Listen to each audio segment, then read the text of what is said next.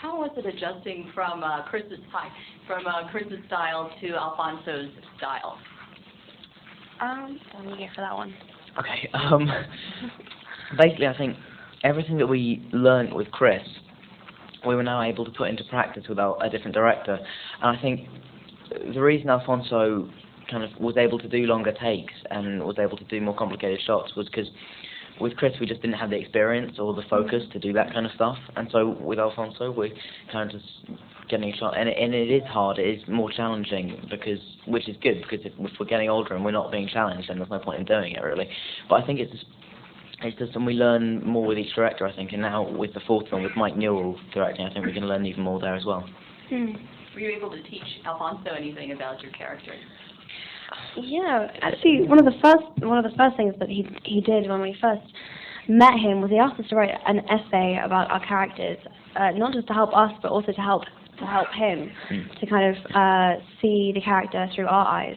And he gave us a lot of freedom with that as well, which was really good. I think it's quite important to mention that when we did the essay, we basically did exactly what our characters would have done in the same situation. So, like, I wrote a page, and it was fine, it was okay, it wasn't great, which is what Harry does. Rupert didn't do it. Rupert forgot to do it. And I always get the figure wrong. Emma, how many pages did you write? Well, he actually gets a little bit more every single time, but About 11. Okay. As Emma mentioned, you guys have been able to work with some of the most amazing actors, of our time. Can you talk about working with them and what tips you took from them, and how you felt your acting growing by working with them? Or if it did? Well, this time around there's Emma Thompson, Gary Oldman, there's David Sealis, and Timothy Spall. Michael Gambon as well. Yes. So, yeah.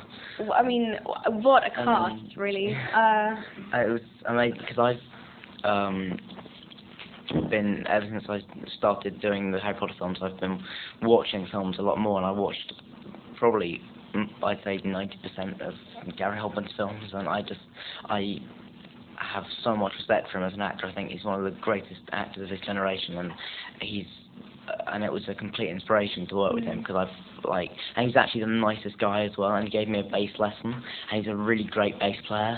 And no, it was so amazing for us to be working in the same room as Gary, David Doulis, Timothy Spall, and Alan Rickman all in one go. It was unbelievable. Dan almost bit my head off when I said at the beginning, when he said Gary Oldman's been cast as Sirius Black, and I went, who?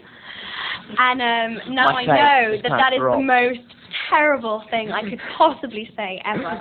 But even though I didn't know him, just working with him, I mean, he did such a good job. He's great.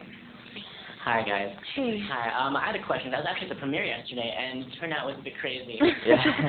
So I mean, you have quite a fan base, and I was wondering what is the weirdest, not necessarily the weirdest, but the funniest thing that you've experienced with the fans? Well, Dan, you've had a couple.